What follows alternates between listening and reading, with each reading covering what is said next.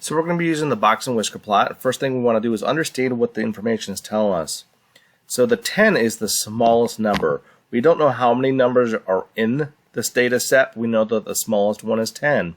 We know that Q1 is 12. What that means is 25% of the data is somewhere between 10 and 12. Again, it could be lots of numbers. It could be 1,000 numbers, or it could be just be a couple. We don't know how many are going to be in between it. The next important value is Q2, which is right here at 14. And that tells us that 25% of the data is somewhere between 12 and 14. Q3 is going to be 17. And that tells us that 25% of the data is going to be between 14 and 17. And the maximum is 19. And that tells us that 25% of the data is somewhere between 17 and 19. So for the right question over here, note that all the numbers are already in order from smallest to least. So that's what we need to do. First thing I'm going to do, because the numbers are in order from smallest to least, is just to sketch out a Box-and-Whisker plot. I'm not saying that this is to scale. I've just sketched out just so we can answer the questions: lower quartile, the median, which is Q2, and the upper quartile. So let's start with the median. So we want to find out which number here is in the middle. So if we cross out the 62, we cross out the 85, cross out the 63, we'd have to cross out the 83.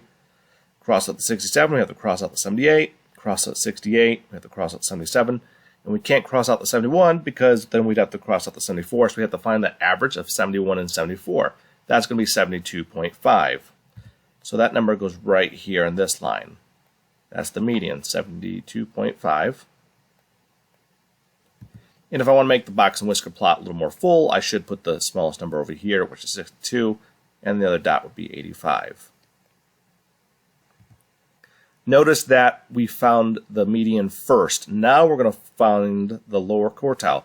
The median is right there at 72.5.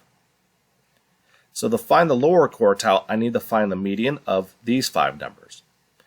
And just by looking at it, we know it's going to be 67, but 62 cancels out with 71, 63 cancels out with 68. So we have 67 left, and that's going to go right there in our Box-and-Whisker plot. And that's going to be our lower quartile.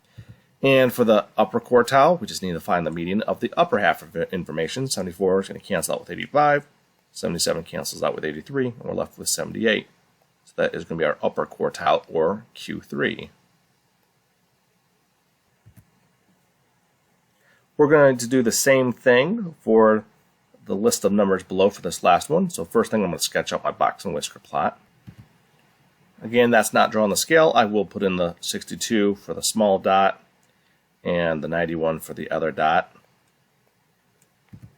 Now we want to start by finding the median, so let's cancel a few out. 3 on the right, 3 on the left, 2 on the left, 2 in the middle, on the right. So we're left with 2 in the middle.